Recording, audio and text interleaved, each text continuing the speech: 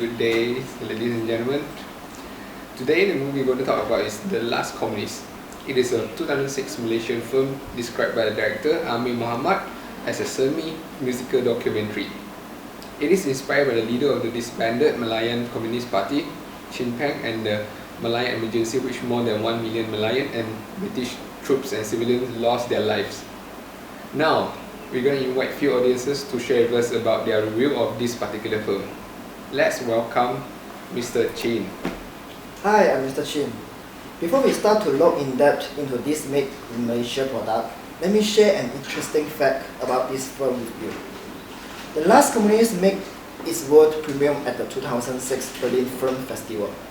It has also been shown at the Sydney International Film Festival, the London Film Festival, the Singapore International Film Festival, and the Hong Kong International Film Festival. But it has never been publicly shown in its home country. Ironic, isn't it? Okay, let's back to the topic. First of all, we will discuss about the use of location.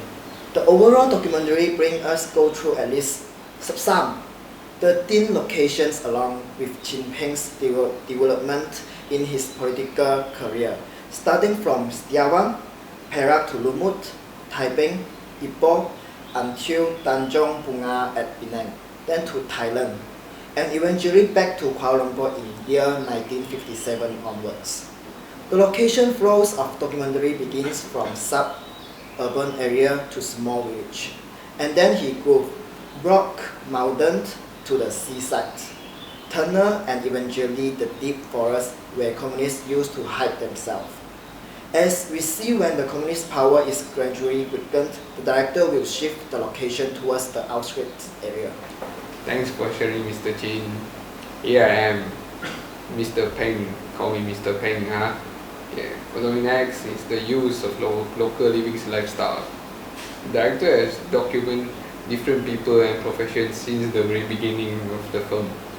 For example, the rubber taper, charcoal factory, old bicycle shop, fruit seller, and ice kacang store, and also mining, the mine, truck driver, petai, and so on.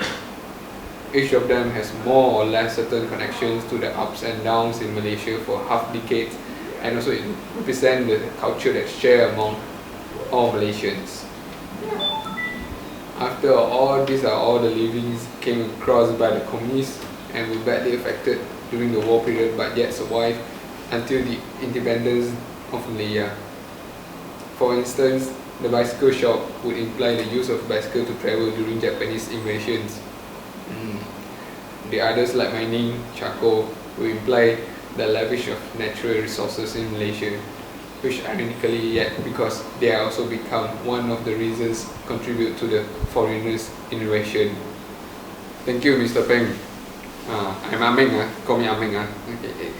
Amir Muhammad also interviewed quite a number of people who formerly communist but now settled in Thailand or boundary of Malaysia. This is to get factual information in the meantime and enhance the credibility. Yeah.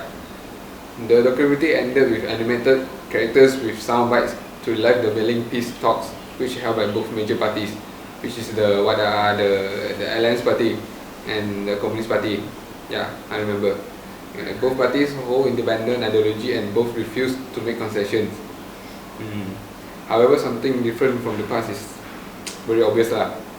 Now there's more freedom in terms of expression due to the open out of new media.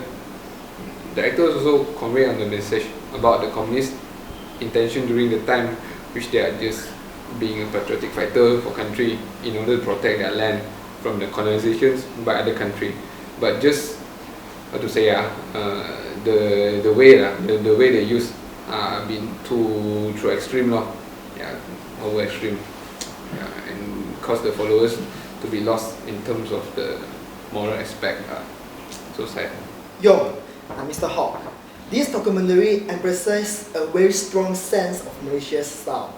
Everything is diversified, multiracial, multicultural, multi-religions, multilingual.